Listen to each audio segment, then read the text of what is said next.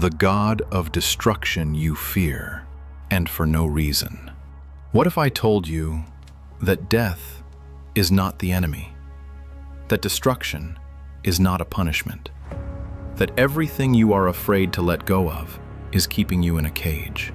Today, we are going to talk about a power that humanity has feared and misunderstood for centuries. A power without which there would be no life, no growth, not even the future itself. We will talk about Erlik.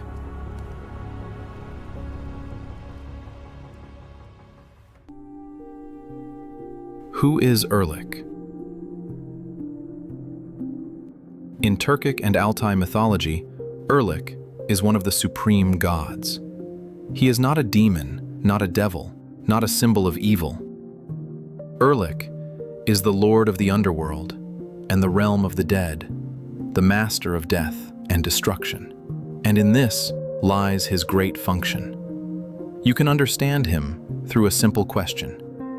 What happens to a tree when it falls in the forest? It rots, it breaks down, it becomes part of the soil. And it is exactly from this soil that a new tree grows.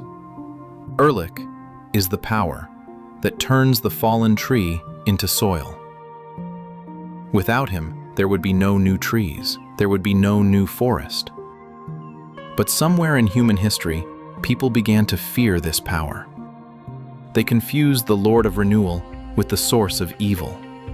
And this misunderstanding has cost people dearly. Erlik in world cultures. Here is what is interesting. Erlik is not a unique phenomenon. In almost every culture in the world, there is a god who rules over death, the underworld, and destruction. And in most of these cultures, he is not feared, he is respected. India. Here, Erlik corresponds to Shiva, one of the three main gods of the Hindu Trinity. Brahma creates the world. Vishnu preserves it. Shiva destroys it. And Shiva's destruction is not the end. It is the clearing of space for the next creation. Shiva is the patron of yogis, and yogis purposefully renounce the worldly to attain the spiritual. Temples are built to Shiva all over India. He is revered by billions of people. He is called Mahadev, the great god. Greece and Rome. In the Greek tradition, this is Hades, the lord of the realm of the dead. In the Roman tradition, it is Pluto. The word Pluto itself means wealthy, because all the treasures of the world are hidden underground: seeds, metals, water, ores. Death is not the end of resources, it is their return to circulation. Slavic tradition. Here, this god corresponds to Veles, the god of earth, death, magic, and wealth. He is the master of the lower world, the guide between the worlds of the living and the dead, and at the same time, the patron of cattle breeding, that is, of life and fertility. Do you see the pattern? In all great cultures, Egyptian, Indian, Greek, Slavic, Scandinavian, this power exists. And everywhere, it is respected. Nowhere is it perceived as absolute evil. Nowhere, except in those places where people simply stopped understanding it. The law of destruction, science's view. Now, let's look at destruction not through mythology, but through science. Because science says the exact same thing, only in different words. In biology, there is a concept, apoptosis. This is the programmed death of cells in an organism. Every day, billions of cells die in your body. On purpose, by design, not because the organism broke down, but because it is necessary for life. If apoptosis is disrupted, cells stop dying. What happens then? Cancer. This is exactly what life without destruction is. Uncontrolled, destructive growth that kills the host.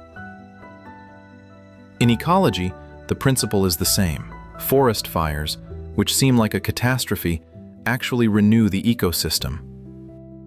They destroy sick trees, old underbrush, and accumulated parasites. After a fire, the soil is enriched with minerals. A few years later, a young, healthy forest grows where the fire once burned. That is why in several U.S. national parks, controlled fires are not a tragedy, but a management tool. In physics, there is the second law of thermodynamics, the law of entropy. It states any closed system tends toward decay. Order does not preserve itself. It requires constant renewal. Destruction is not a violation of order. It is a part of maintaining it. The universe knows this. Nature knows this. Your body knows this. Only human fear doesn't know it yet. The power of destruction in human life. Now, let's move from cells and forests to us, to our lives, our decisions. Each of us faces situations where we need to destroy something, to let go, to bring to an end. Relationships that no longer work, a job that has long ceased to bring joy, beliefs that hinder growth, habits that drag us down. And this is where Erlik's influence begins. Example 1. Toxic relationships. Imagine, a woman lives with a man who drinks. Scandals, humiliation, fear. She feels miserable, and she knows it, but she doesn't leave. Why? Because she is used to it. Because, what if he changes? Because it's scary. The unknown is more terrifying than familiar pain. And every day she stays, she closes the door to something new. A good person cannot enter her life. The space is occupied, not physically, energetically, emotionally. Erlik's power is the power that gives you the courage to open the door, to destroy the old, to clear the space. This is not cruelty. This is healing. Example 2. A job you hate.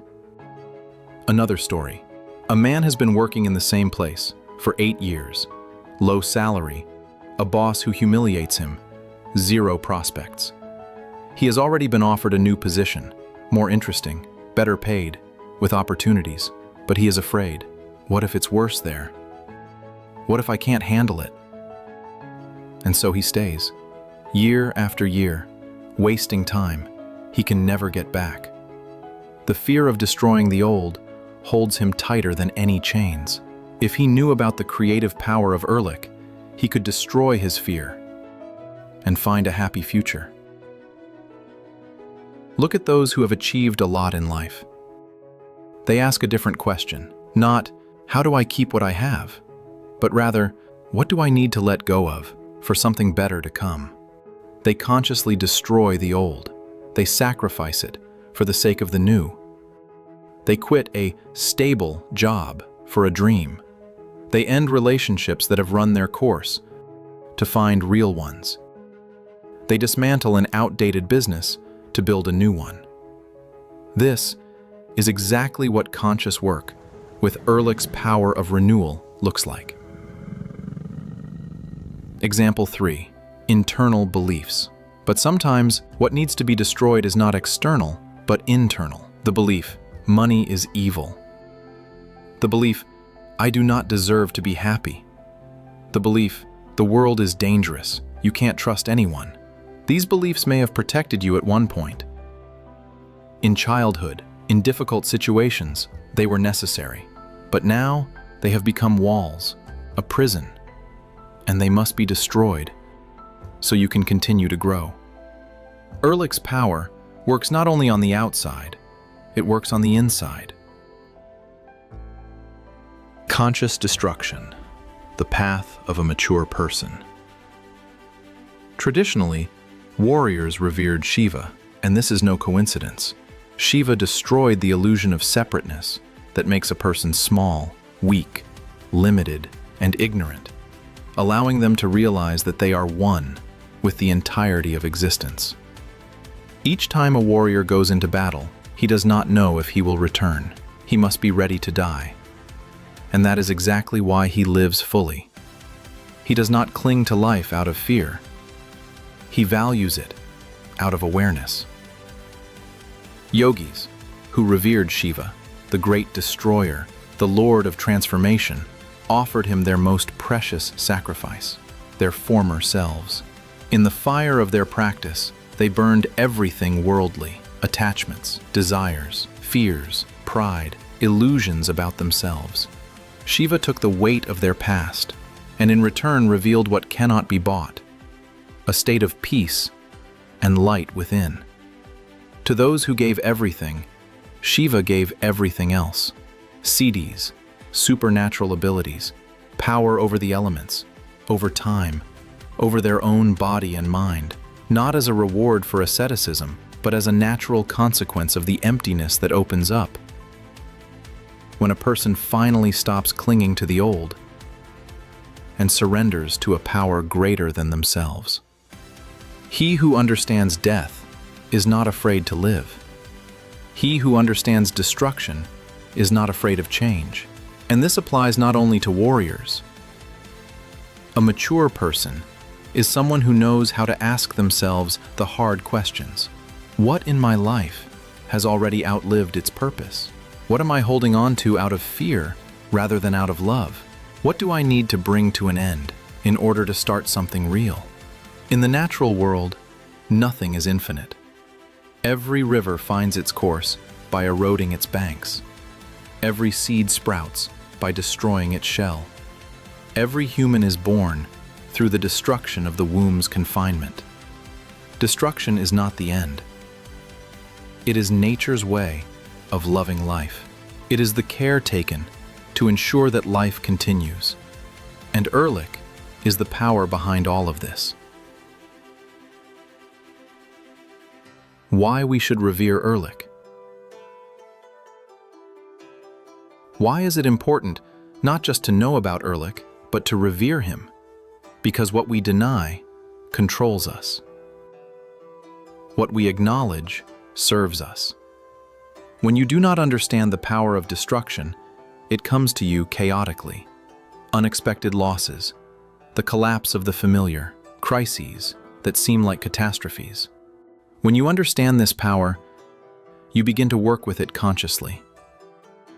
You decide for yourself what to end, what to let go of, how and when. You become the master of your transformation, not its victim. Death is hard for those who are left behind, but for the person themselves, it is a transition, a return home. The soul goes where it finds peace. If we are afraid of death, we are afraid to live. If we accept death, we begin to value every day. Erlik does not take life. Erlik completes it, so that it can continue in another form. Conclusion. The world rests on three powers: creation, preservation, destruction. Remove one, and the system collapses. Erlik is not the darkness. He is a necessary part of the light. Without the night, there is no dawn. Without winter, there is no spring. Without death, there is no true life. Today we took the first step. We learned who Erlik is. In the next videos, we will go deeper. Stay with us. Think. Let go.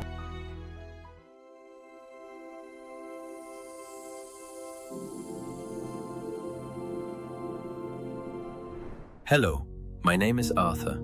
For many years I have been helping people find their footing, regain calm, and feel their own heart when life becomes difficult.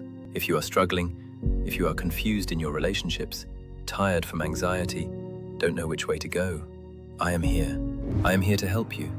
Find me, and we will walk this path together. When I first called Arthur, I was completely broken.